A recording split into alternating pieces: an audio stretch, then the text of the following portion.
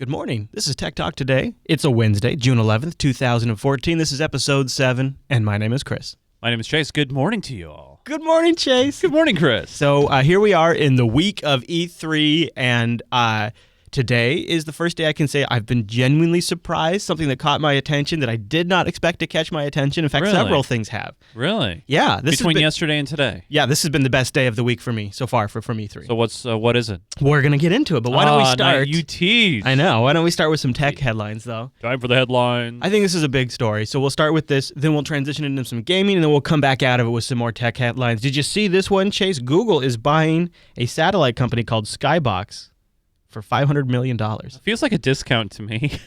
So feels Google's like really cheap. Google's got satellites now. They said initially they're buying it because they're primarily an imaging company. Google explained the deal that, as such, their satellites will help keep our maps accurate with up-to-date imagery over time. We also hope that Skybox's team and technology will be able to help improve internet access and disaster relief areas Google has long been interested in. Well, we always see, Google Earth, some of the great imagery, but a lot of that imagery is plane. Not only that, it's pulled from other sources. But it's from planes too. It's not necessarily from satellites, right? Which I think is interesting. I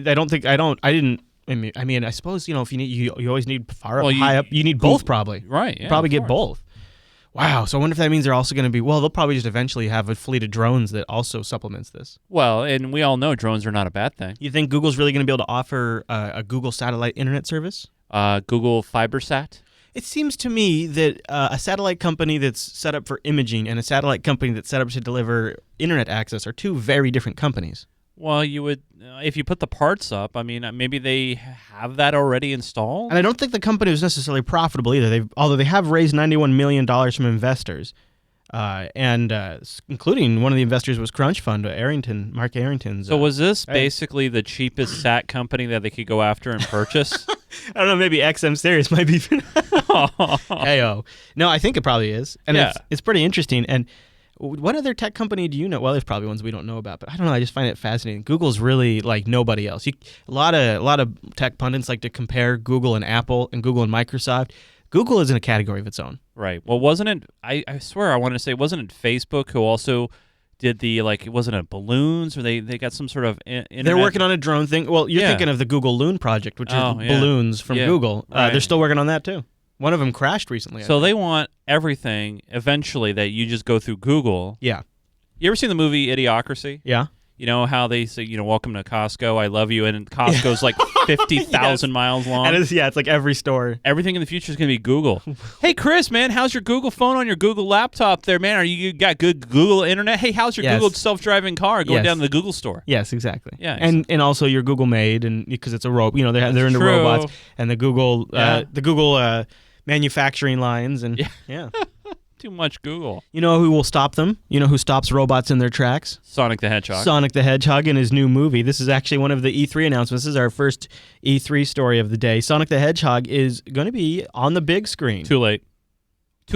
I'm sorry. Do you remember growing up when Sonic the Hedgehog was on Saturday morning cartoons? Do you remember that? Oh, sure. And it was a lot of fun. It was good. I actually have them. My kids still watch some of those cartoons. Yeah, it's very fun stuff. And now, they're out of ideas. Well, we already knew Hollywood's out of ideas. So they're Here's what's interesting about this one.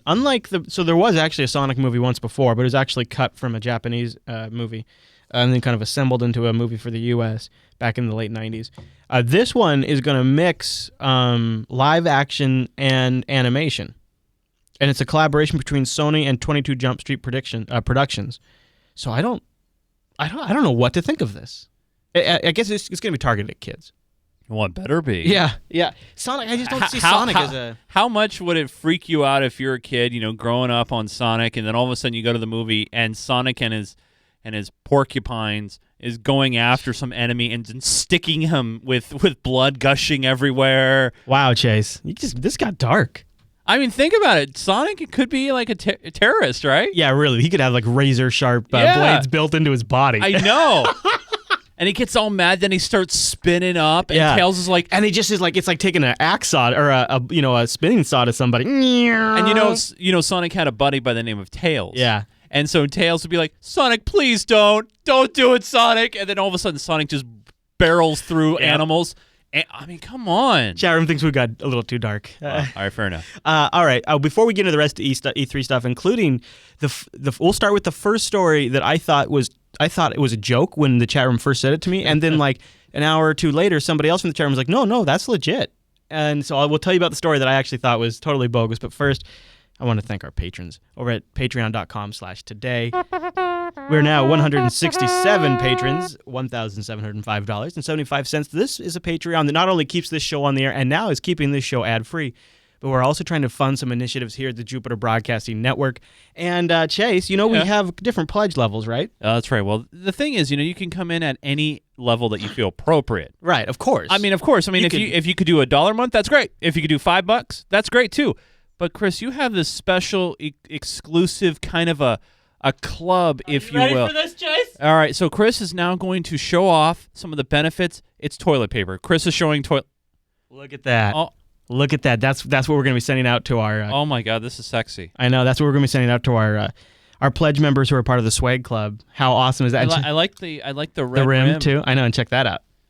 Oh, look at that. Yep, you get to keep those, Chase. Those are for you for being here this week. So now your face is on my mug. Yep. Isn't that a nice mug? Now, I'm not saying you want to jump in that Swag Club right now, but I'm just saying you might want to jump in that Swag Club because how awesome is that? How perfect is that for this show, right? And so is this a monthly thing? Is this a yearly thing? We're still figuring it out. That's why we have it at a limited. See, we have only a limited quantity of the Swag Clubs because we don't know. We don't know what's going to cost us to ship these. We don't know if they're going to survive. It's kind of an experiment, but if we nail it down, once we figure out a good balance between us generating a profit but also able to thank people, and we can do it in a way that works, and we'll open it up even more once we figure all that out, and we'll start getting a rhythm, and we'll kind of have like a schedule figured out by then. But right now, it's just all kind of early days. So I got one question, Chris. Yes, sir. If I ever join you permanently, do I come on as a sticker? We could mail out a little laminate. Yeah.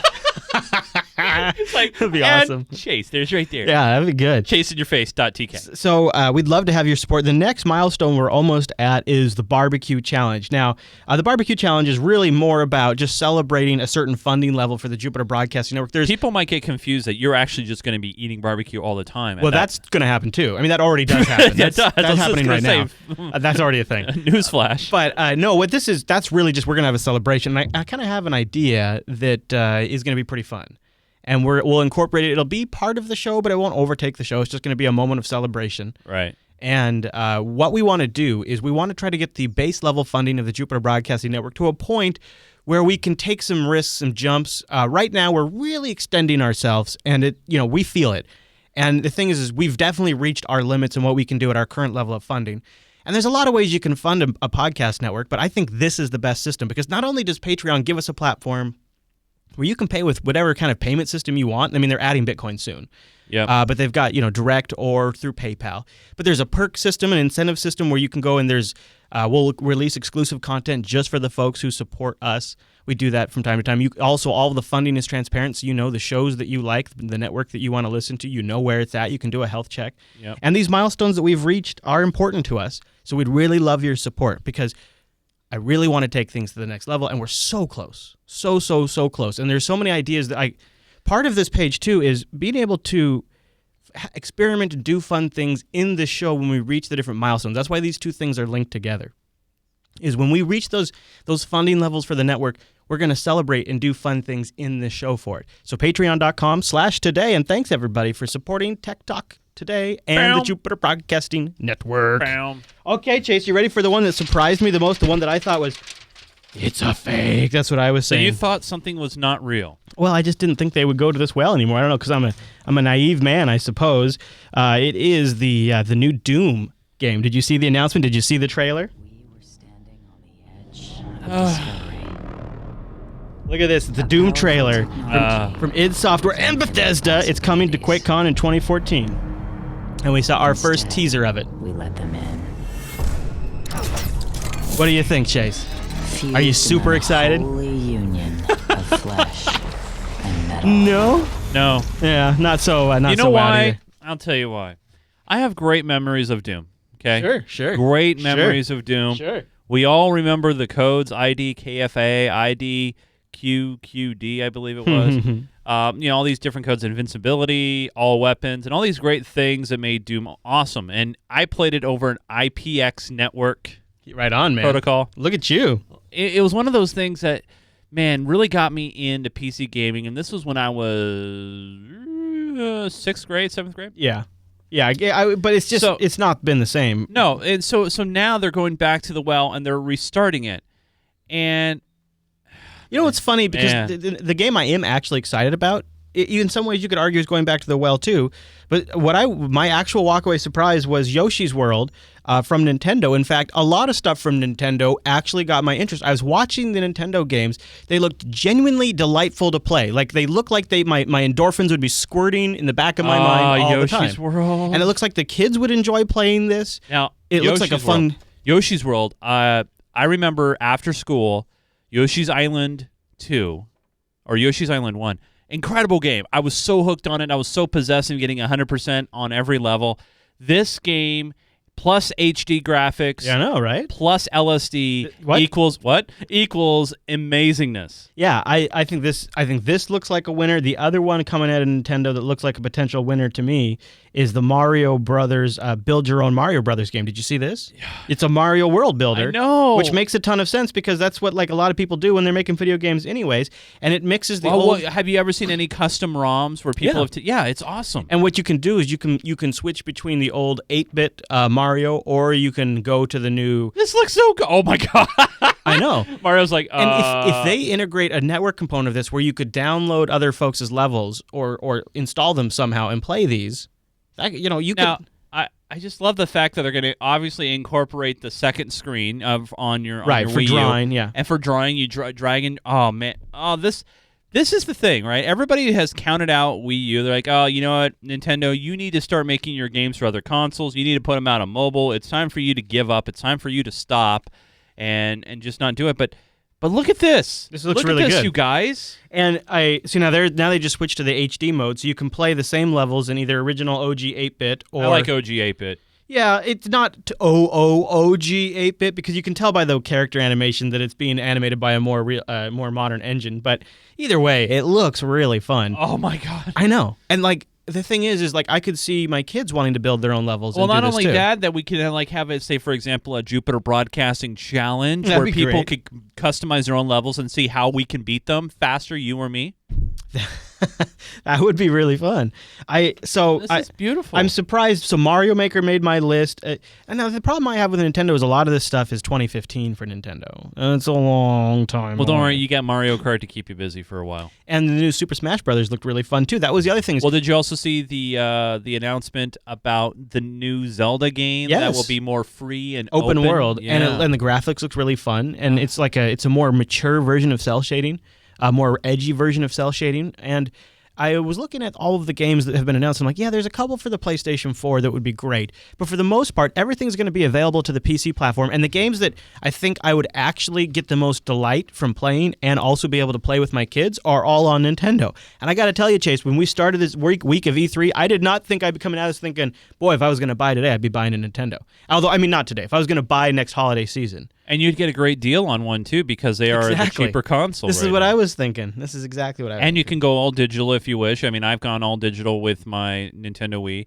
A great game also, which has been out for a while, is NES Remix as well. If you like that old school stuff, but very good. Let's bring in the Mumble Room on our next topic here. This one, this is not really new news though. I mean, it's not, but they've been doing this for a while. Well, I guess they announced that they were going to do it, and now it's actually turning on is the difference. I see. Okay. Yeah, so if you're not up to date on this, Comcast is turning on public Wi-Fi access points on Xfinity customers' home routers. So it's not they're turning on a isolated Wi-Fi network remotely on your router. They're making an Xfinity Wi-Fi network, and then they're selling that as part of the Comcast service. Anywhere you travel where Xfinity Wi-Fi is available, jump on. So basically, you'll see it as a big Wi-Fi access hotspot, a big public spot. You log in, and you can use the internet. On Tuesday, about 50,000 Comcast internet customers in Houston will become part of a massive public Wi-Fi hotspot, a number that will swell to 150,000 by the end of June.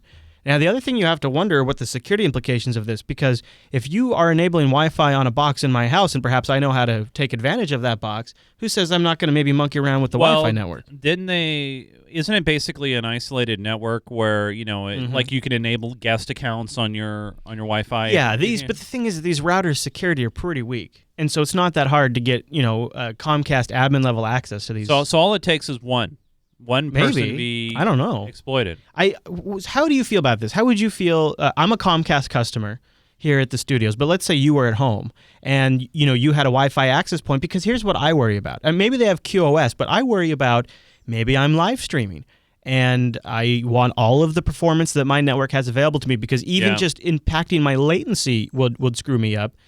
Isn't this are you stealing from my bandwidth that I'm paying for? My Netflix is all, like, a lot of people, this isn't a problem for me. A lot of people are like, my Netflix already isn't working. I already don't have a fast enough connection. And now you're going to siphon even more of that off for random Joe Comcast customer. Well, to be fair, first off, these people can opt out. They can go into their router. But it is opt out. It is opt out, and it's turned on by default. Do you think a lot of people don't even know? Yes, of course. Yes, of course. Yeah, and so what's going to happen here is, here's what's going to happen. You're going to have somebody. The thing is, in order to use these hotspots, you probably need to be you have to log into your Comcast ID account or whatever. You have to have the. They're selling it as part of a service. They're calling it the Comcast hotspot, which will appear as Xfinity Wi-Fi to those searching for Wi-Fi connections. So what's to say for somebody, and I already saw somebody in this chat room say this, spoof that SSID. Right. If they're going to do this, they better up the bandwidth. Well, and why wouldn't you just take a private network and call it Xfinity Wi-Fi and then just have it be a honeypot? Well, yeah. You mentioned up the bandwidth, though, but, I mean, what are you going to be doing over Wi-Fi if you're, like, in some street or something? And Rikai brings up another point, like, shouldn't there be a compensation for the customer? Now, I think the way Comcast is looking at this is they would say, no, we're provisioning this on the other side of your connection. That's our bandwidth. The bandwidth that you get's on the other side of your connection. And they also say that doesn't count towards your usage caps. Well, yeah, I mean, that better not. I find the whole thing to be offensive, though, because it will affect my connection. The way the technology works, the way the cable connection works. The easy way of not being forced to participate is go buy your own equipment. And these guys are going to become even larger of a monopoly soon. I mean, this is just the beginning. Well, so you think the Time Warner merger is going to go through? Yes, I do think so, and I think very much so. And I think too that if you really care about this kind of stuff, you should rip your Comcast router out and put a PF Sense box in there. You can do that, or just buy your own cable modem. You can buy your own Linksys. You can do whatever you want. Yeah. Just get out of there. You're going to go to the trouble, though. Get a box. It's definitely negative in the freedom dimension. That's for sure, Chase. When is Comcast going to realize that people don't like them? They don't. Well, why does that matter? Here's the thing, Eric. They don't care. Yeah. And the reason why they don't care is because they know that you do not have any other choices. They care from a standpoint of they have a customer relations department and a division of the company whose job it is to make people like Comcast, but you can tell at the top of the company they don't care. And also, they care to the extent that they want you to buy more of their things that you don't have to buy from them. So if they could sell you a home alarm system, they would like you to like them enough to pay them $30 a month for also the home alarm system and maybe also the phone system or whatever it is. That's all their priority is. So we've had this in the UK for years.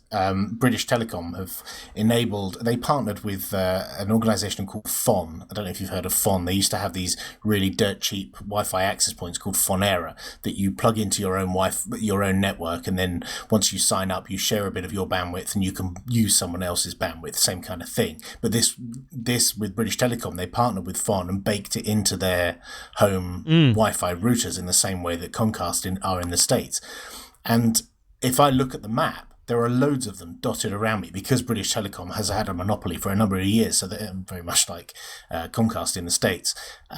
So there are a lot of customers that have these devices that I could get, as a customer, I could get online very easily. Right, there is that nice aspect of it. It blankets Wi-Fi everywhere. Plus, it is a domestic router. If you're running your business, then maybe on a business line, you should be paying for business-grade internet, and you shouldn't be relying on a home internet for streaming what is effectively your business. Right, and I don't know if they're turning this on for the business customers. No. Usually it's Right. a totally different class. Yeah, I think so. But yeah, you're right. Well, and part of that too is like it could be just somebody is a casual gamer or somebody's trying to watch Netflix. They might not necessarily be doing professional live streaming.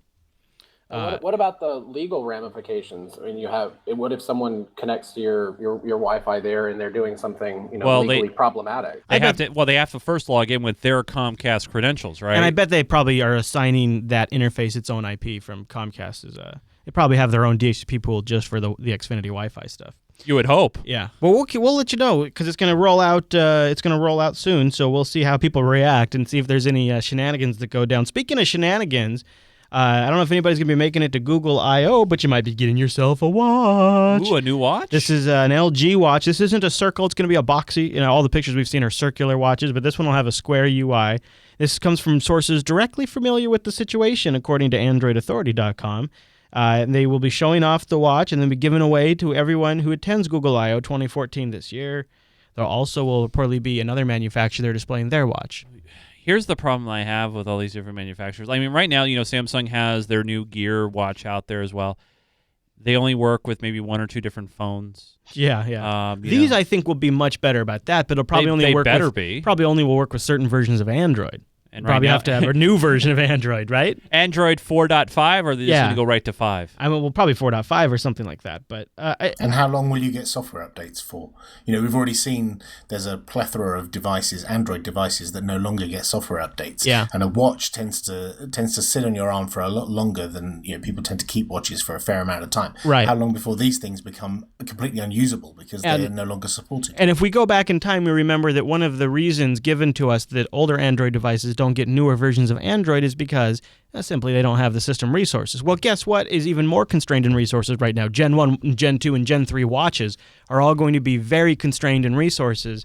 And so you're right. You wonder, is these watches we see today, what kind of shelf life do they have? And when you look at Google's track record here, it's not a good one. Well, I mean, when you look at handsets, sometimes it's not Google's fault. It comes down to the network provider. They say, no, we need to test this. We need to make sure it works great with our system. Sometimes it's, it doesn't work with the CPU or it doesn't have enough memory or whatever. Right. And these watches, I think, will be that. It's so fragmented, though. That's the problem.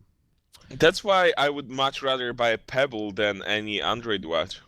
Give me a Pebble in color with a nice color OLED screen. I mean, I can see the advantages of Google now on my wrist. I got a Pebble. You know, I love my Pebble. And you can see you're going to be able to say "Okay, Google" at all times, anywhere, and you're always going to have access to Google search results. And you'll probably be able to flick through your Google Now cards. I mean, you want to check the status of a package, you just flip your watch. Rumored 36-hour standby time for this. What do you think of that? Standby or actually 1 hour of using time? I don't know. They haven't said. Does it run on a fuel cell? I believe it runs on your blood. All right. Next, those are what those little metal pieces were. Yeah, they just spike right in there. Right. Next story I thought was pretty cool. You guys caught this as one of the top stories submitted to the Tech Talk Today subreddit. Coming from OMG Chrome, VLC adding Chromecast support to Android, iOS, and the Linux, Windows, and Mac apps. I am excited about this. I have a love-hate relationship with my Chromecast, and I'll tell you why. It doesn't connect to 5 gigahertz networks. It only connects to 2.4. Well, I think this is going to allow you to Chromecast in and out. So you could Chromecast from your phone to VLC on your desktop. I think it's going to let you Chromecast both ways. Okay, well, that'd be cool. Right? Because, that one of the problems I have right now is on the Mac, you can AirPlay from an iPhone, I think. But, right? Can't you do that? AirPlay from an iPhone? Can't you send audio from an iPhone using AirPlay to a Mac? Yeah. But you can't really do that with an Android device directly. This would enable you to be able, you could listen to podcasts on the phone, and then you get home, you could start sending it to your Chromecast and listen on your computer speakers. That's cool. Yeah. I want Chromecast 2.0. I want a Chromecast. You think we'll see that at I/O? Ooh, that'd be nice. I mean, why not? It's an easy device to rev. I know Chromecast is cheap and all, but for people who have either bad Wi-Fi or a lot of interference, like here at JB1 Studios, there is so much Wi-Fi out here that I bet you if you plugged in a Chromecast somewhere in here, you're going to have issues. That's another reason why I'm going back to the Xfinity story. I'm not too stoked about it because we already have 50 APs in range of this studio, and when you turn on everybody here is using Comcast, and when all of their Wi-Fi access points, they're probably already on, but when they add another network, it's just more. Look at the bright side, Chris. Then you can just use their Wi-Fi. Very true. Yeah. All right, you ready for the Bitcoin story of the week, or maybe of the day, depending on where Bitcoin's going? So Bitcoin's back? This is huge. All Expedia is accepting Bitcoin for hotel bookings. Expedia.com. Yeah, in fact, the announcement is really the largest travel company ever, obviously, to accept Bitcoin. On Wednesday, that's today, they said they'll be accepting Bitcoin for Bitcoin bookings through its website, becoming the first major travel agency to take the digital currency. If reception is good, the company said it plans to bring Bitcoin to all of its other service lines as well. So we now know that all the peeps who have Bitcoin and who listen to JB stuff can now come and visit the studios because they'll be able to book on Expedia. And right now, as we're recording this show, the price of Bitcoin, I think, is like hovering around $650. Wow. $640 right now. And CNBC went on air this morning, actually late. I think this is one of their late, like, wrapping up the day shows. And talk about being bullish on Bitcoin. I clipped it. I'll play a clip for you guys, and then we'll play. You can watch the rest of the clip. I'll have it linked in the show notes. Payments may end up in the hands of Bitcoin. Today, news broke that a former Visa executive joined BitPay, and more than $200 million has been invested in Bitcoin startups since 2012, and that number is growing quickly. The smartest people I know are all building 10, 20 companies each on the Bitcoin protocol today. Okay? And so we expect that to have a major impact on the business world and then subsequently the finance world much quicker than people would realize. What's also amazing is that they're not just Bitcoin evangelists and VCs out there, but when we were at SALT, I was talking to a lot of hedge fund guys, and people with billions of dollars in assets under management were investing privately in Bitcoin because they also believe that money was flowing there for a good reason. Well, and it's more than just a new currency, and it's more than a payment system. I mean, really what Bitcoin does, it's 31,000 lines of code that removes the middleman from financial services. So, similar to how Henry Ford used the manufacturing line, the assembly line to change manufacturing, that's what Bitcoin is going to be doing to financial services. So there's a big future here. It's not necessarily just about the price of Bitcoin. So why did Chris play that clip? Because, and it goes on, by the way, I cut it right before they start talking about how they think the price is going to go way up from here. Right. But what that guy just did, what he just did on mainstream media is one of the biggest moments for Bitcoin that we have seen in the last 6 months. What he just realized, what he just acknowledged as a mainstream pundit, just acknowledged the fact that Bitcoin is more than just about transaction. Bitcoin has the capability to facilitate contracts between two people who never meet each other. They don't have to trust Bitcoin. They can trust in the cryptography of Bitcoin. You can sign contracts with Bitcoin. You can enable all kinds of different types of services with Bitcoin. That guy got it. Bitcoin itself is an entire protocol. It's not just one thing. And that's something that the mainstream pundits on that was CNBC right there. They've never been able to really connect the dots on that. So people have always just looked at it as a way to buy pot or buy some, Reddit gold or something like that. In reality, it can facilitate so much more for these companies. These big companies don't have to be unseated by Bitcoin. They can take advantage of the Bitcoin protocol and use it to facilitate their own business. He's seen it, and I think if other guys are seeing it in the mainstream media, I do think the price is going to go up. So, up. And then will there be a Bitcoin stock split? Back! A Bitcoin stock split. I don't think so. But they do say at the end of the clip that eventually it'll crash back down too. So you got to ride the wave while you can, Chase. The rest of the clip is in the show notes. Speaking of riding the wave while you can, we do have a limited time Unfiltered 100 shirt. What? Speaking, today's Wednesday. Shirt? Did you know that we have to do the Unfiltered show today? That's right. That's this evening. That is this evening. I should probably get working on that, huh? Yeah, fair enough. Now, if you go to teespring.com/ I think it was Unfilter 100? Unfilter 100, Chase. Unfilter 100. You can get yourself a special limited edition episode 100 shirt. We hit our 100 plateau last week. And the great thing about this shirt is not only it comes in long sleeve variety, there's a nice hoodie variety. Yep. And I believe there's a short sleeve variety we as have well. 6 days left. We haven't reached our unlock goal yet. We have sold 61. We're close to 133, not really. So 6 days, go over to, we haven't really mentioned it very much. Teespring.com/unfilter100. So we got to mention it more because it's going to run out soon. Yeah, and if we don't hit that unlock goal, they don't ship. That's fine. They don't happen. That's fine. Yeah. That's fine. It's kind of sad. Yeah, that would be sad. I would like to get an Unfiltered shirt. I would too. Yeah. Teespring.com/unfilter100. Yeah. All right. Well, there we go. So we're going to wrap it up here. If you would like to get a hold of the show, email us today at jupiterbroadcasting.com or go to techtalktoday.reddit.com, or even better, join us live Monday through Thursday over at jblive.tv. Yeah. That's where we have our live chat room. It's kind of like you're doing a late night show. They do them live Monday through Thursdays traditionally. Right, right. And they're dark on Fridays. Right. Well, that's because I'm lazy. No, it's actually because I just do a lot of business work on the Fridays. I got business to do, Chase. Business on a Friday. I got business I got to take care of. All right. So I also would love to have you join us so that way you can help us name the show. But you also join in the Mumble Room and participate in the conversation. Oh, and submit stories to that subreddit to let us know what you guys like to see. That's right. Yeah. And then join us later tonight for Unfiltered. That should be a lot of fun. And this evening, hopefully you're going to be able to stick around. That's right. You think anybody in the chat room will be here between now and all the way to Unfiltered? Do you think anybody's that hardcore? No, they'll take a break. They'll get some food. They'll come back. Yeah. Okay. Yeah, I think some of them will be Yeah, they back. should probably eat. That would probably be a good idea. Food is good. Yeah, food is good. All right, I'm going to leave us with an old classic commercial, and then we'll be back for Unfiltered later tonight. That's right. It should be a lot of fun. Thanks for joining us today, everybody. Have a great day, you guys. Hey, kids, it's from Kaiser Foil, a Maverick belt with a secret money pocket. Yes, sir, kids. We'll send you a real Maverick belt with a secret money pocket made of genuine top-grain cowhide. And the buckle says Maverick. And behind it is your secret money pocket for coins, pictures, secret stuff. And look, Brett and Bart's pictures right in the leather. To get your Maverick belt, send only $1 and this seal from the tuck-in flap of any box of Kaiser Foil. It's quilted. It's quilted to wrap stronger and seal tighter. So get Kaiser Foil. And send for your Maverick belt. Comes in sizes 20 to 30 inches. Please specify. Send $1 and this seal from the tuck-in flap of any box of Kaiser Foil. Address Maverick Belt, Box 7, San Francisco 1, California.